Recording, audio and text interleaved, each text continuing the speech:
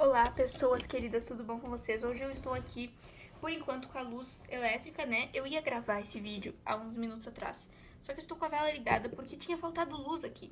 Porque hoje é uma terça-feira, dia, não sei, 8 eu acho, e faltou luz aqui praticamente na metade da cidade, né? Então, assim, eu estava sem luz até agora, acabou de voltar, só que é capaz da luz ainda cair. E, como vocês podem ver, meu estado está deplorável, porque eu acabei de voltar do treino, não fui tomar banho ainda porque estava sem luz. Como eu não sei se a luz vai cair de novo, né? Eu não quero tomar banho, porque senão do nada, assim, né? Para de funcionar, enfim. Tá, beleza. Vamos ir gravando filosofia, então.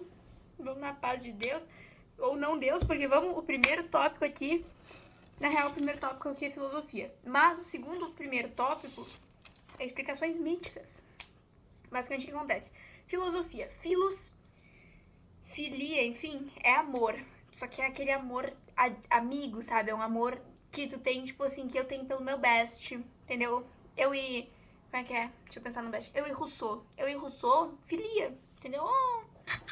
Tipo assim, muitos conceitos que a gente tem hoje de, tipo, pedofilia, não é nesse sentido. Mas os gregos tinham, tipo, 7, acho que eram 9 palavras pra definirem 9 tipos de amor diferentes. Amor fraterno, amor de amizade, quer dizer, acho que é a mesma coisa. Enfim, filia é esse amor de amizade, assim, e Sofia é sabedoria. Então seria, de acordo com alguns pensadores, amor pela sabedoria ou sabedoria por amor. São conceitos diferentes, mas enfim, basicamente o que a filosofia vai buscar? Razão, racionalidade. É sair da doxa. É doxa, né? A doxa é a opinião, é a palavra grega para opinião. E tentar chegar perto da aletheia. Não sei se é aletheia ou aletheia, eu acho que é aletheia. Nem é aletheia. Como é que é? Tem um nome específico. Bom, episteme é ciência, mas enfim, basicamente, se afastar da opinião, a filosofia, ela vai surgir lá na antiguidade e a gente tá analisando do ponto da antiguidade clássica. Então, Grécia, Roma ali, né, essa vibe, é ocidental, não oriental. Mas, na antiguidade, era tudo explicado por mitos, é esse já o ponto que a gente vai entrar. Basicamente, então, já vamos fazer a conexão aí. Basicamente, na antiguidade, quando acontecia um fenômeno, acontecia alguma coisa, os caras iam bolar um mito lá, pô, o deus Xoplaclau mandou a chuva porque a gente fez tal coisa, então a gente tem que fazer não sei o quê. Basicamente, eles criavam mitos para explicar coisas que eles não tinham como explicar. E aí, lá na Hélade, que a gente vai analisar como a Grécia, né, enfim, eles vão olhar e vão falar assim, alguns filósofos, né, os precursores lá vão olhar e vão falar assim, cara, talvez não seja só assim, vamos pensar um porquê, né? Como assim? Então, basicamente, eu não vou entrar naquele coisa de, coisas, como que caracterizam um mito, tá? É uma explicação fantástica, só isso que eu vou falar. Porque os elementos e tal, não, né, não vou falar, foda-se. Tá, cadê? Ah, tá. Basicamente, então, o primeiro filósofo ali que a gente conversou sobre foi Platão. Platão é, né, tipo assim, ele não é o considerado primeiro filósofo, né? Porque tem... Então essa ideia... Desculpa que eu tive que parar o vídeo. Essa ideia de episteme doxa, né? Ciência contra opinião. Não é hashtag, é contra. Vai ser explorado ali e tal pelos filósofos. O Platão é um nome ele conhecido e tal. Ele é lá de 428 a 348. O período que ela surge é no século V a.C., se eu não me engano. Só pra eu ter certeza que eu não tô falando merda. Século 6 a.C. Eu não falei merda. Vocês que ouviram errado. Tá. Basicamente, então, o que vai acontecer? Não vai acontecer nada, eu tô falando. Por que eu tô falando assim? A diferença entre filósofo e sábio, que vai ser exposta lá antigamente e, enfim, é analisada assim. O filósofo é aquele que ele sabe que ele não tem todas as verdades e mesmo assim ele vai continuar buscando. No sentido, tipo assim, ele vai começar uma questão sabendo que ele nunca vai chegar naquela resposta. Só que mesmo assim ele continua. O sábio, ele se contenta com a resposta que ele ganha. O filósofo, tipo assim, ele vai falar, por que o céu é azul? Aí, porque não sei que lá da atmosfera. Mas por quê? Tipo, o filósofo é tipo aquela criança chata que não para de perguntar. E o sábio é tipo assim, a pessoa pergunta uma vez, o sábio tem uma resposta e vai falar, não, eu sei de tudo, foda-se. Foda-se, não vou perguntar mais nada porque o que eu tenho é incrível, eu sei o que eu não sei não existe. Não sei se fez sentido isso que eu falei agora, mas enfim. Aí, basicamente, a filosofia, eu anotei algumas frases ali que eu achei legais, ó. A filosofia, apesar de seus esforços milenares, jamais obteve um tal sucesso. Que era uma frase lá do cara que, tipo, era um textão lá, e basicamente, tipo assim, que alguns sábios, ou enfim, alguns pensadores vão querer chegar na resposta certa das coisas. Mas a filosofia nunca vai chegar na resposta certa, porque não existe resposta certa.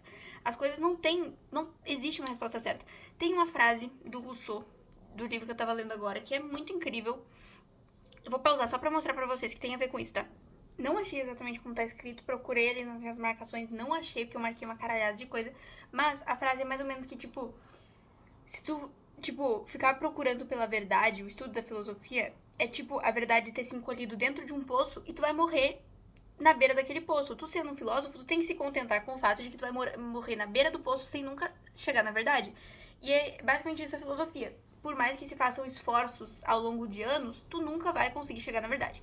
Aí o processo de filosofar, então, vai passar por 3 etapas, mais ou menos, que é a admiração, que vai também ter 2 separações, 2 interpretações, na real, que é tipo assim, a admiração vai ser uma coisa que, tipo, a gente vai se admirar com uma coisa e a gente vai querer questionar sobre aquilo. Então vai ser um processo natural, só que ao longo do tempo a gente começa a se acostumar com as coisas e a gente para de admirar as coisas, a gente para de querer perguntar e questionar sobre aquelas coisas. Aí, por conta da admiração, a gente vai refletir sobre algo. Porque, tipo assim, tu vai olhar e vai falar assim, tá, eu admiro muito isso, então eu vou refletir sobre isso. E depois da tua reflexão, tu romperia a tua opinião daquilo. Porque, tipo, de um primeiro momento só observando, eu vou olhar assim, eu vou olhar aquele coisa ali, ó. Aquele ali é o álbum 1 do Queen. Queen 1. Eu vou olhar sem filosofar e falar assim, cara, melhor álbum do mundo. Aí eu vou falar assim, não, eu admiro esse conhecimento, enfim, sobre Queen, mas vamos pensar um pouco. Por quê? Eu vou começar a me perguntar, e é capaz que no fim desse processo, talvez eu não ache mais o melhor álbum do mundo. Talvez eu ainda ache esse álbum pica das galáxias, porém não o melhor do mundo. Porque, afinal de contas, ser melhor do mundo é puramente minha doxa, e não a epísteme. Não a aletheia. Enfim. Aí, qual vai ser a primeira grande questão? A primeira grande questão, a gente já vai entrar nos filósofos rapidinho, mas a primeira grande questão da filosofia vai ser qual a origem do universo. Por quê? Porque lá na Hélade, basicamente, pra quem morava lá, aquilo era o centro do mundo. Tipo assim, os caras, eles viviam numa bolha, cara. Eles viviam só o umbigo deles. Eles pensavam, a gente é os únicos que existem nessa porra. E aí, como eles moram ali naquele canto que é rodeado por água, eles começam a fazer comércio. E nessa que eles começam a fazer comércio, eles vão... Existe mais gente, a gente não tá sozinho. Existem outros povos, existem outras culturas, existem outras explicações. A gente acredita que tem um deus, que tem 10 deuses lá, eles acreditam que tem 11 deuses. E, meu Deus... E aí a gente vai pensar, cara, mas a gente tá certo ou eles estão certo? Porque eles têm uma explicação, mas a gente também tem a nossa explicação. O que tá certo? Então, qual vai ser a origem do universo? É essa questão que vai ser levantada. Então, aí a gente analisou alguns filósofos ali em aula que vão tentar explorar isso aí. Basicamente, o primeiro ponto que vai ser visto na filosofia nesse início vai ser a cosmologia. E aí que vai surgir o conceito de arqué, mas a gente já vai chegar lá na arqué, calma. Primeiro filósofo, então, Tales de Mileto. Tales de Mileto nasceu em Mileto. O nome dele é Tales, não é sobrenome de Mileto. De Mileto é tipo assim, se eu falasse Isabelle do Brasil, tá ligado? Meu sobrenome não é do Brasil, mas eu moro no Brasil. Nasci no Brasil. Sou brasileira com S, tá, caralho? Basicamente, ele acreditava que o princípio do universo era a água. Por quê? Se tu cortar aqui, eu tenho água dentro de mim. Se tu pegar uma planta, não tem uma planta aqui pra mostrar, obviamente, né? Quer dizer, eu poderia ter uma planta, sempre que eu falei, obviamente, lá em cima, finge que aquelas flores é de verdade. Se eu cortasse aquela flor e ela fosse de verdade, ia ter água ali dentro. Tem água em tudo. Tem umidade no ar, tem umidade no chão, na terra, é água. É a origem do universo, na cabeça dele. E outra coisa também, que como ele mora ali numa região meio peninsular, ele vai olhar, vai ter água ali, vai ter areia um pouco acima do nível da água. Ele vai falar assim, meu Deus, a terra flutua sobre a água. Eu ia falar que a água flutua sobre a terra, deixa abaixo. A terra flutua sobre a água, meu Deus. A água é a origem de tudo. Então, essa é a explicação de Tales na cabeça dele. Só que Anaximandro vai olhar e vai falar assim, não.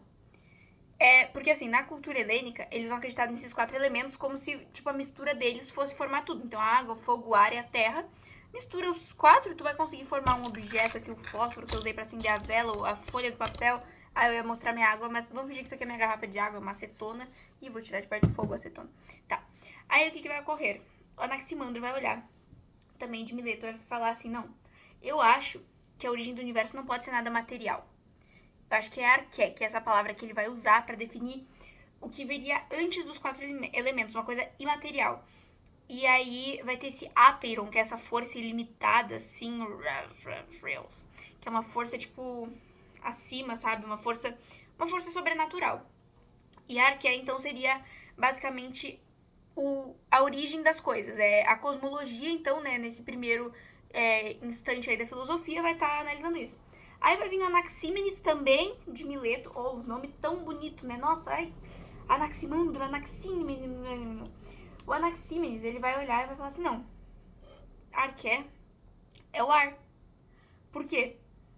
Vai ter um ciclo entre os 4 elementos e quem vai começar esse ciclo é o ar. Porque se a pessoa morre, ela ainda vai ter água dentro dela, mas ela não vai mais ter ar. Então o ar é superior, entre aspas, né, à água. Porque mesmo sem... Não. Sem ar a pessoa não vive. Tipo, ela continua tendo água, mas ela já tá morta. Então, por isso que pra ele, né, não é. Aí vai vir Pitágoras. E com Pitágoras vai trocar da cosmologia pra ontologia ali, ética. Não é que, tipo, vai parar de ter cosmologia. Ainda vai ter aqui um inicinho dele. Antes dele já trocar pra começar essa coisa aí de como é que é? Ontologia e ética. Tá, calma, deixa eu me explicar então. Pitágoras não nasceu em Mileto, nasceu em Samos, que é uma ilha ali também, ali na região. Pensa ali aquele mapa da Grécia, tá ligado? Aquele mapa da Grécia que tem Atenas e Esparta. Pega aquele mapa na tua cabeça. Pensa que ali, naquela região de Atenas e Esparta, por ali, mais pra cima ali, talvez, tem Samos. Ou eu tô muito chapada. Mas pensa naquele mapa que tu te localiza, que é naqueles cantos lá, foda-se. Basicamente, ele vai pensar que Arqué é matemática. Por quê? Porque matemática é perfeito. Não tem como, tipo, a matemática não tem como matemática mais ou menos ser. Matemática é sempre perfeita. Ela tem cálculos, ela tem uma resolução. E tudo que é perfeito é maior que imperfeito. Não tem uma coisa imperfeita criar algo perfeito. Porque, tipo, ó, nós humanos criamos fósforo. Olha essa porra aqui que eu fiz, ó. Porque eu sou meio lelé. Esse aqui, ó. Esse aqui tá inteiro, mas enfim. Eu não sou perfeita. Esse fósforo também não é perfeito. Agora, se eu não sou perfeita, eu tenho que ter sido criada ou por algo imperfeito ou por algo perfeito. Porque eu não tenho como criar algo perfeito, porque eu sou imperfeita. Agora, algo perfeito pode me criar, porque ele é perfeito. Então é por isso que ele vai pensar que a matemática seria essa arqué, que é a origem de tudo, porque ela é perfeita. E basicamente nesse conceito aqui é como se os números fossem átomos na cabeça dele, tá? Só pra dar uma pitagorazada aí na cabeça de vocês. E o Pitágoras vai ser o primeiro a usar o termo filósofo para se referir a Tales de Mileto. E aí ele vai defender essa questão de corpo e alma como a natureza do ser. Ele vai defender que existe um corpo físico e uma alma, e vai ter uma reencarnação, que aí vai entrar o conceito de ética. Então, ontologia dessa natureza do ser, de como que o ser vai se comportar, de como que ele é, se ele é corpo e alma, se ele é só corpo, se ele... Quer dizer, se ele é só alma, não tem como ser, né? Mas enfim. E aí a ética é essa questão da boa vida. Por quê? Pensa que tem corpo e alma. Eu vou viver, você é a pior pessoa do universo, eu vou chutar idosos, eu vou rir da cara de crianças que derrubam seus sorvetes no chão e eu vou morrer. Depois que eu morrer, eu vou reencarnar, porque Pitágoras acha que a gente vai reencarnar. E aí, na minha reencarnação, eu vou viver uma vida merda. Eu vou começar a minha vida já uma merda, porque eu fui uma merda na minha vida passada. E eu tenho a chance, nessa minha vida merda, de fazer boas ações para, na minha próxima reencarnação, ter uma vida boa. Então tem essa questão de ética. Cara, se tu sair rindo de idoso, chutando idoso e rindo das crianças que derrubam sorvete no chão, tu vai estar tendo uma... Tu não vai estar sendo ético, tu vai estar sendo antiético. E aí, tu vai se fuder na próxima vida. Aí agora vem Heráclito. Heráclito é o cara que ele vai falar que Arqué é o fogo. Porque o fogo, quando ele queima, vai subir o vapor. E aí o vapor, que no caso não é vapor, né? É fumaça. Mas, os caras lá na antiguidade vão saber diferenciar. Vai se fuder também, né? Vai subir a fumaça, aí a fumaça, eles olham lá em cima, tem nuvem. Então é fumaça. E da nuvem cai água. E da água é pro solo. E o solo, e tem ar. Meu Deus, é o fogo a origem de tudo. Pra Heráclito, né? E ele tem o conceito de Pantarrei. Pantarrei seria tudo flui. E é dele aquele conceito de que não se pode entrar 2 vezes no mesmo rio. Porque quando tu entrar no rio pela segunda vez, tu não vai ser a mesma pessoa, o rio não vai ser o mesmo rio. Porque já vai ter trocado a água e tu já vai ter se mudado totalmente. Então, basicamente, pra Heráclito, nada nunca tá parado do jeito que tá. E basicamente vai ter o outro cara que vai vir depois do Heráclito, ou ali na época do Heráclito, então, que é o Parmênides. O Parmênides, ele vai olhar assim pro Heráclito e vai falar assim, cara, nada a ver. Por quê? Ele vai falar que não tem transformação. Que ou é ou não é. Porque toda essa coisa de transformar. Nossa, minha voz ficou estranha. É uma ilusão da nossa cabeça. As sensações são ilusões na cabeça dele. Então tem a aletheia, que é verdade, contra a doxa na cabeça dele. Ou um ser é uma coisa, ou não é uma coisa. Não tem meio termo. Ou é ou não é. E aí, junto de Parmênides, vai ter Zenão, que vai pensar praticamente a mesma coisa, só que ele vai usar a matemática para provar que isso estaria certo. E que aí basicamente é aquele conceito lá que ele tem, sei lá, é um arqueiro. Esse aqui é meu alvo, eu tô aqui com a minha flecha. Atirei a flecha. Quando chegar na metade do percurso, vai faltar metade. Quando chegar na metade da metade, vai faltar metade. E indo assim, tecnicamente nunca chegaria lá. Porque ele acredita que não tem movimento. Movimento é ilusão. É bem estranho pensar nisso.